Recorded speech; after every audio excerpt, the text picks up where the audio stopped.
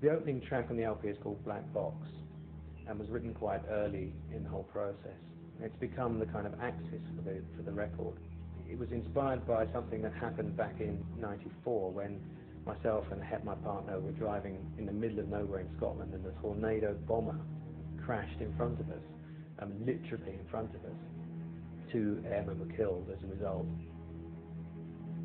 The idea of the pilot and what was going through his mind during the last 30 seconds kind of stuck with me, along with the idea of such an instantaneous event, leaving you with a feeling of the banality of life or of continuing life. You know, the birds were singing as you could smell the fuel in the air, and everything just carried on as normal. In the end, it's become a kind of concept for the whole LP, the idea of this guy going down in a plane crash and his life flashing before him, and then as the LP unfolds, a series of memories come in the form of the stories that follow. Each story kind of represents a period in his life or an event that happened. These are tied in with the idea of liquid and liquids which have perhaps fueled his behaviour, such as alcohol, and the consequences that have arisen because of his alcoholism. There are various aspects to the idea of liquid, you know, perhaps a flow of adrenaline, perhaps the ice that he's about to crash into.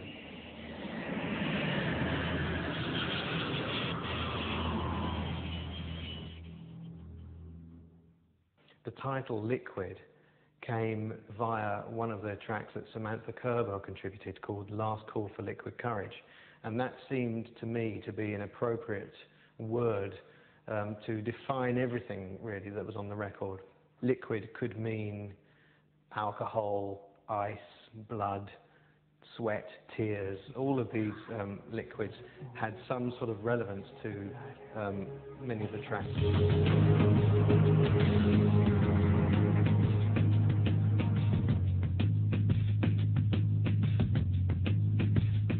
With all the Recoil projects I've done, the writing and the recording process is simultaneous. I always start with absolutely nothing, and I have to sort of make each piece of the jigsaw and then put it together. There was a big change between Bloodline, which was '91, and Unsound Methods, which was 1997. This one is much more like Unsound Methods, although I think lyrically it's much, much stronger, and the emphasis on the words is much greater this time. I don't even know that being kind was overrated. Atmospherically, it's very similar. It's quite filmic. They're quite long stories, and the music's very expansive.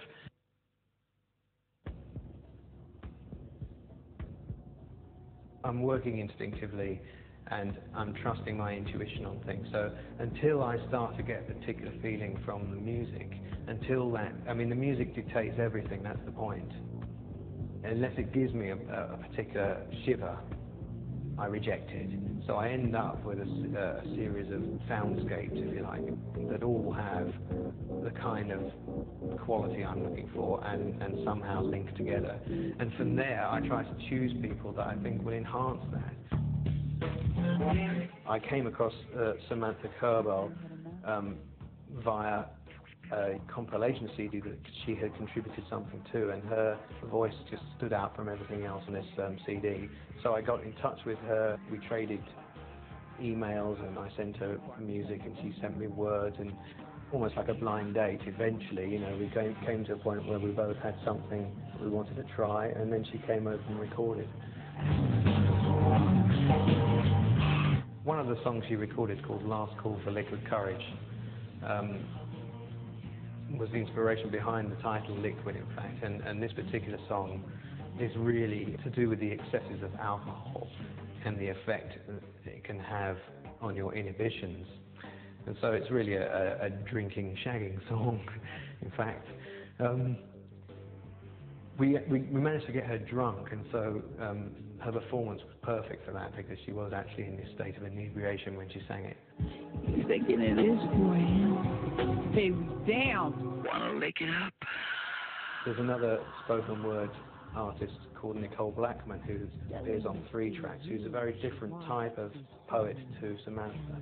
but again, she could provide a narrative. One girl who could stop the crawl. I was aware of work she'd done before with the Golden Palomino, so she came in quite late in the day, in fact, but that worked out really, really well.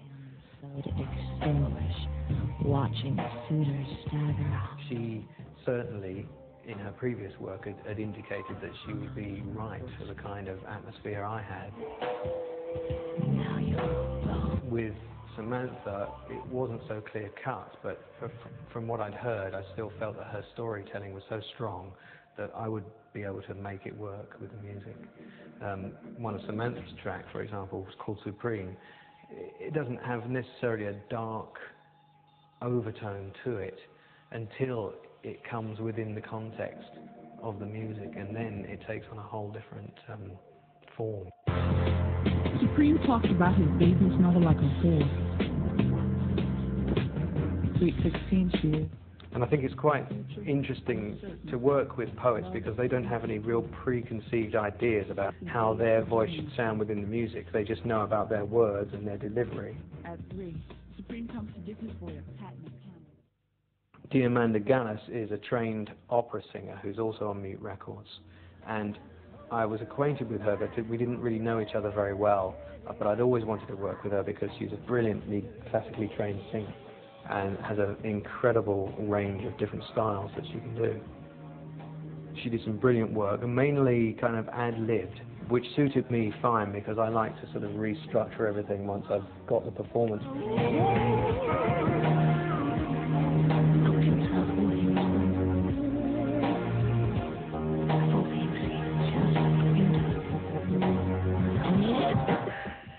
The video for Strange Hours is designed to represent the entire LP as well as that particular story, and consequently there are lots of images of ice and objects entrapped within ice.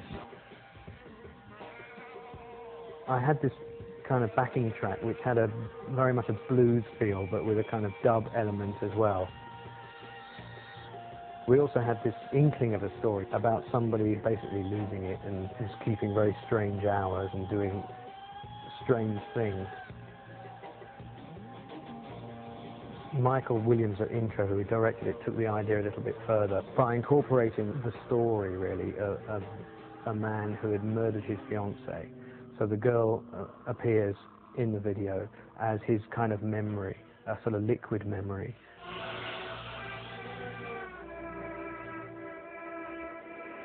I'll be waiting for you there.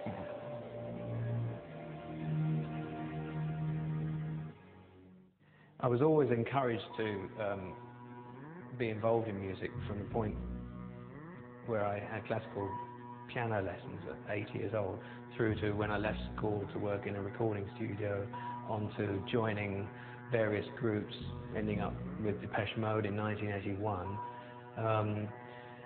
And the Recoil project actually began sort of halfway through my existence with Depeche Mode in 1986 as a kind of side project, although I carried on being in the group for many years after that.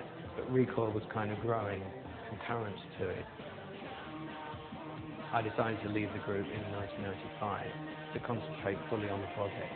By that stage I'd already released 3 Recoil albums, but I had never felt I'd fully been able to give everything to them.